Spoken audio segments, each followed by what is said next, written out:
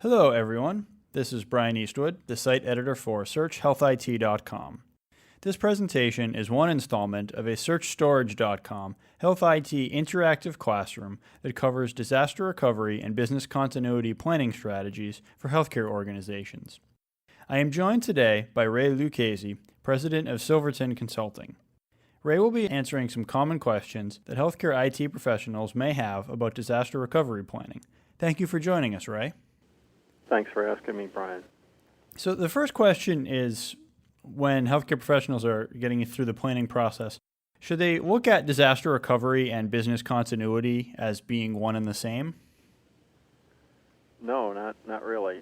Disaster recovery plans really are intended to pertain specifically to data processing systems, electronic protected health information, those sorts of things.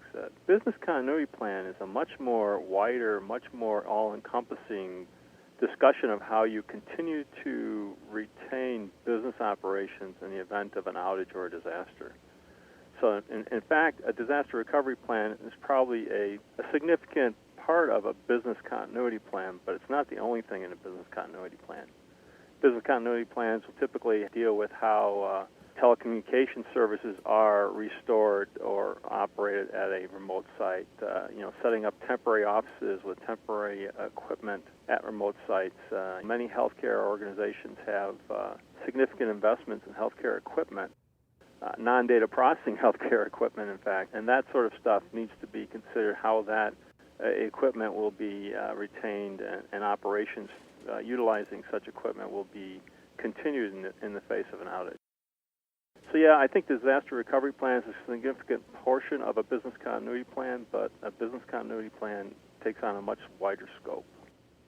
What typically goes into a disaster recovery plan, particularly for healthcare organizations? Specifically, disaster recovery plans should have a disaster declaration team and or process. How the disaster, when it occurs, somebody has to make a decision as to whether to invoke the disaster recovery plan or not, or some organization or some entity. How that process is actually done needs to be detailed in the disaster recovery plan. Typically, you want a list of the disasters that the DR plan is trying to recover from. So, you may not have a situation where, a hurricane may be possible in your environment, but, tornadoes or floods or fires or earthquakes may be possible. So you'd want a list of both natural and or man-made disasters, such as power outages for a protracted period or networking outages, et cetera, et cetera. Those sorts of things should be in a disaster recovery plan. What sort of backups and or data replication processes you're utilizing to restore your system and retain your systems need to be detailed in the disaster recovery plan. Most disaster recovery plans are based on the ability or the capabilities of an alternate site. So what alternate site arrangements have been made previously need to be documented, and how you utilize those or activate the alternate site needs to be documented in the disaster recovery plan. And then finally, how you're going to actually recover any of the applications and or data associated with electronic protected health information needs to be identified in the disaster recovery plan. Priorities of which applications are recovered first, second, et cetera. And exactly how you're going to recover those applications, the precise steps you'll need to go through to recover those applications. All that needs to be in the disaster recovery plan. And how often should an organization revise this plan? Ideally, the frequency that the plan should be revised should be dictated by two things. How often the IT environment for electronic protected health information changes. When you're adding new storage, new servers, new applications, et cetera. Anything that changes the IT environment needs to be reflected in the disaster recovery plan. Then certainly, secondly, after every disaster recovery plan test, more than likely you've encountered some sort of problems or some sort of issues that need to be corrected in the disaster recovery plan. So those two things typically should be dictating how often the disaster recovery plan is updated. But in any event, I would suggest at least once a year you take out the disaster recovery plan, look at it, and see what needs to be updated. To change gears a bit, what are failover and failback, and how do they affect what goes into a disaster recovery plan? Failover typically is the process by which a company moves their operations from a primary data center to the disaster recovery site. when a disaster is declared, you are invoking the failover processes to get your systems and data and IT operations over to the disaster recovery site. Failback is typically when you're moving from the disaster recovery site back to the primary site. Say it was a prolonged loss of power or something like that. Now power is restored at the primary site. You want to move your operations back to the primary site from the disaster recovery site. That's failback. Occasionally, if there's a earthquake or substantial damage to the primary site, you may want to fail back to a different primary site. So you might want to create or rent out temporary facilities for a more prolonged period of time because you know your data center is going to take a while to come back online. Some people consider that failback as well. But failover is typically when you go to the disaster recovery site, and failback is when you're moving back from the disaster recovery site.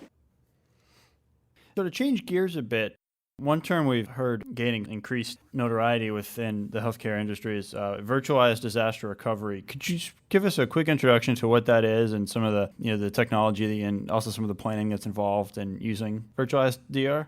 I think some analysts use this term to refer to cloud-based disaster recovery, and we did cover much of the cloud-based disaster recovery types of capabilities in a prior podcast. However, I like to think of virtualized disaster recovery as using virtual machines to recover physical servers. There's been quite a lot of activity in the last 5 or 6 years with respect to server virtualization. VMware is a prominent vendor of those sorts of things. Microsoft has Hyper-V. Citrix has their own services, Zen Server and that sort of stuff. In order to use virtualized disaster recovery services, such as virtual machines, you would need to have to either be running as a virtual machine in your primary data center, and then you could migrate that virtual machine to the disaster recovery site, or you'd have to convert your physical servers to a virtual machine at the disaster recovery site during disaster recovery. The nice thing about virtualized disaster recovery with virtual machines is that you don't need as much physical services or physical servers at the disaster recovery site as you would require at the primary site. Now, you may suffer some performance degradation because of that, but that may be acceptable in the case of a disaster scenario. But the thing you need to consider is that if you're going to be using virtualized disaster recovery services, virtual machines, there's a time frame it takes to convert physical servers to virtual machines. And if you're going to have to do that at the recovery site, that's fine, but you need to consider that that time is going to elongate how quickly you can recover. Most organizations would probably want to have those VMs be available at the primary site before the disaster recovery, just to make it simpler and quicker to recover. So there's planning involved in order to utilize virtualized disaster recovery systems, but the advantage is that you get by with less physical servers on the disaster recovery site. And there's all sorts of other advantages associated with using virtual machines versus physical servers, which are also intrinsic once you utilize virtualized disaster recovery service. Data replication is a key part of the disaster recovery planning process. And why is it so important for organizations to have a clear plan in place? A critical aspect of any disaster recovery is how you get your data to the alternate site. This is usually through transporting backups to the disaster recovery site. But data replication, or data mirroring as I like to call it, is a capability that provides the data at the alternate site automatically. So you don't have to restore the data, so you don't have to transport backup tapes or backup media to the disaster recovery site, which means it's just a quicker way to get your data online at the disaster recovery site. Replication is typically done via a host-based system or a network-based system or a storage RAID-based system. And all these things can add considerable cost to operations, but the advantage is that your recovery time can be often less than 1 day at the alternate site, because all you're having to do there is install your systems and bring your systems up. The data is already there.